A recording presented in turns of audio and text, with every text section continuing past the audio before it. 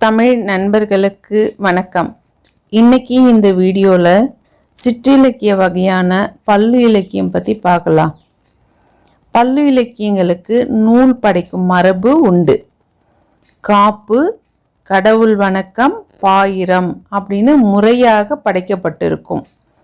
நூலோட தொடக்கமாக பல்லன் தோன்றி தலைவனின் உயர்வை விளக்குவான்.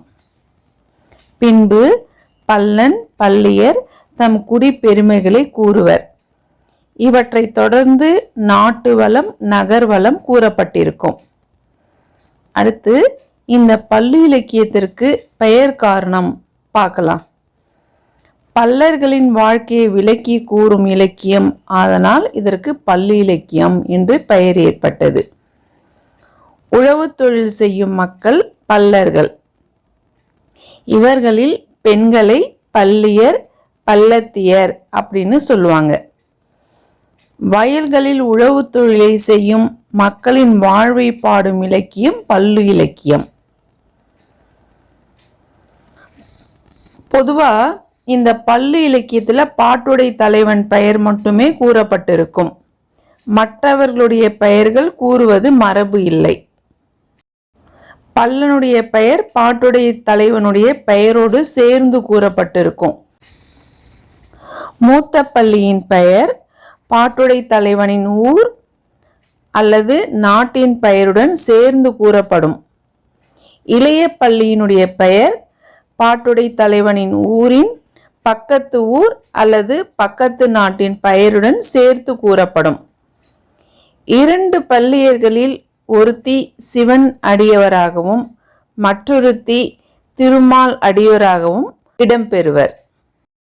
இப்ப இந்த பல்லு இலக்கியத்தோட தொடக்கம் எப்படி இருக்கும் அப்படின்னு பார்க்கலாம். பண்ணைக்காரன் வரும்பொழுது பல்லியர் பண்ணைக்காரனிடம் பல்லனை பற்றி முறையிடுகின்றனர். இளைய பள்ளியின் அழகில் மயங்கி கடமைகளை மறந்த பல்லனை பண்ணைக்காரன் கடிந்துரைக்கின்றான். பின்னர் பல்லன் தன் தவறுகளை மறைக்க பண்ணைக்காரரிடம் வித்து வகை, மாட்டு வகை, ஏர் வகை முதலியனவற்றை கூறுவதாக அமைந்துள்ளது.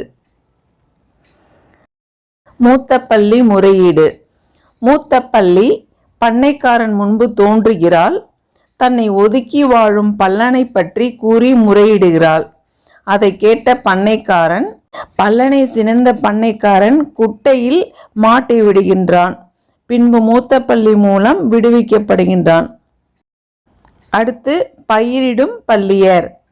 இதுக்கு கீழே என்னென்ன பகுதிகள் இடம்பெறும் அப்படின்னா, விடுவிக்கப்பட்ட பல்லனை கொண்டு பண்ணையில் பல்லியர் இருவரும் பயிரிடும் வேலையை தொடங்குகின்றனர். நிலத்தை உழுது விதை விதைக்கின்றனர். பயிர் முளையிட்டு வளர்கிறது. நாற்று நடுகின்றனர்.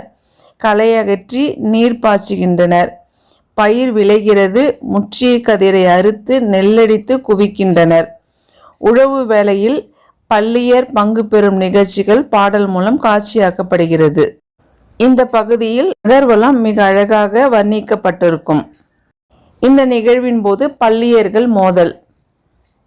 பல்லன் நிற்கணக்கை கூறுகின்றான். பல்லியர் இருவரும் கலகமிட்டு ஒருவரை ஒருவர் ஏசி பேசிக்கொள்கின்றனர். இறுதியில் இருவரும் மனம் பொருந்தி வாழ இசைக்கின்றனர். நல்ல வாழ்வையும் அளித்த இறைவனை வேண்டி பணிதரோடு பல்லு முடிவருகிறது. இதுவே பல்லு இலக்கியத்தின் நோக்கமாகவும் அமைகிறது.